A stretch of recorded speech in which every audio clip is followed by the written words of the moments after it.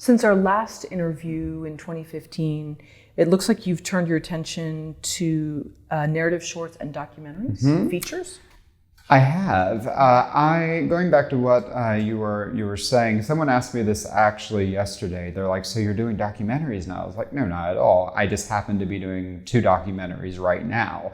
I'm in the middle of directing a film about Lucia Lucas, the first transgender opera singer in American history to have a title role in opera. She plays Don Giovanni in Mozart's Don Giovanni at the Tulsa Opera earlier this May.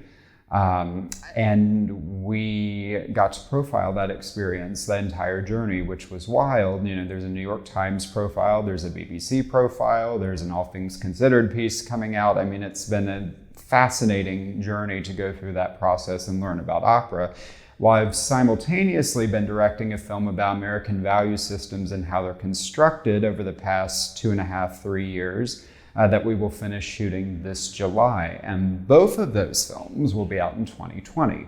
So I'm in a really interesting position where those 2 things are happening at the same time. That doesn't mean I'm suddenly doing documentaries. It just happens to be what I'm doing at the moment.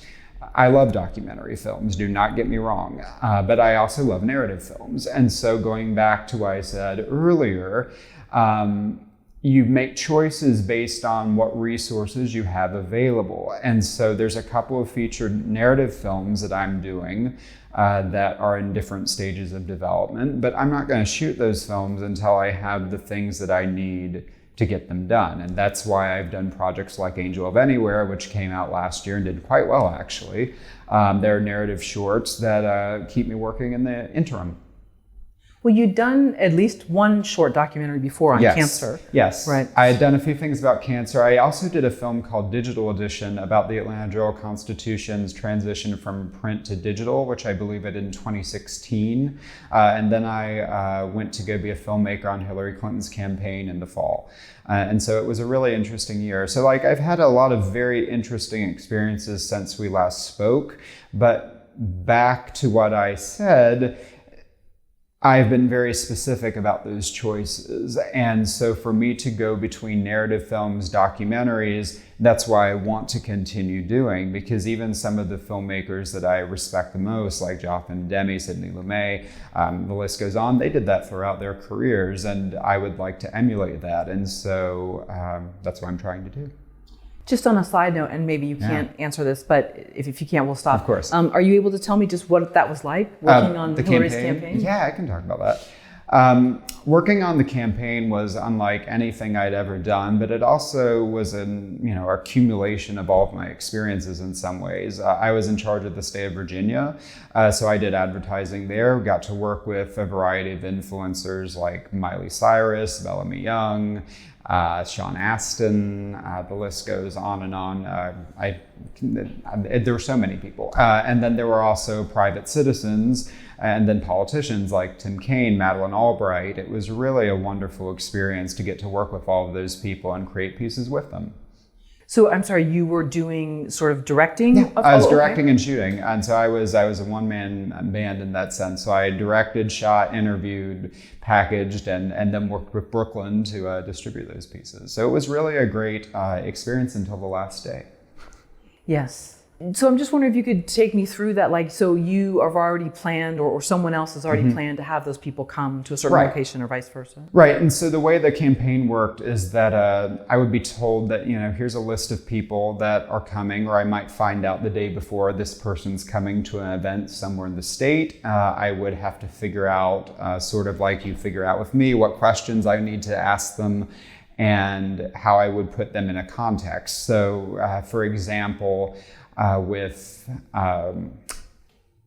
Madeleine Albright. Yeah, Madeleine Albright. So, I was trying to think of what a good thing is. And so Madeleine Albright, obviously, we talked about women's issues and women's rights and things like that. When I had Sean Astin, we took him to this little place that was kind of urban in Richmond. And we just kind of found things and places that would emulate an issue or a topic and then place those subjects in those environments, which was really quite fun because I got to use all of my skills in directing because I worked with actors, I worked with politicians, I worked with regular old people. So one of the reasons they engaged me for that was that I brought my film experience, but I also brought my documentary experience. And so it really was working with both of those things to create those advertisements for the campaign. Very cool. Yeah. That sounds like a really awesome It was intense. It was very intense and not much sleep, but you don't sleep much in film anyway. Sure, but I mean, that's really a once in a lifetime. It was a once in a lifetime opportunity. The campaign. And so the reason I wanted to do that was, I personally liked Hillary and I've liked her a long time, but I also thought it was a historic opportunity, once in a lifetime opportunity. I don't see myself doing something like that ever again because I have no desire to suddenly start doing political advertising or, film in politics. I want to keep making narrative films and documentaries. But I thought that was an opportunity that was too interesting to say no to. And that's sometimes what you gotta do. You sometimes say yes and do it. And it's just something I've done now, so. Last question about this and then I'll wrap up. But when you saw the email or whatever that you could have this opportunity, how long did it take you to make the decision to say yes? Well, it was a big decision because I had to decide if I wanted to uproot my life for a few months and go to the other side of the country. It's not like just directing a film for a month or two on location. You're embedded for months in a totally different environment. Now, mind you, they provided me with housing and all the stuff that you do. Some people sometimes think I was volunteering on that. No, they were paying me for my services, but they provided all those things. And so it took me a couple of days to decide, but I knew pretty quickly that why would you say no to that? It's such a unique opportunity,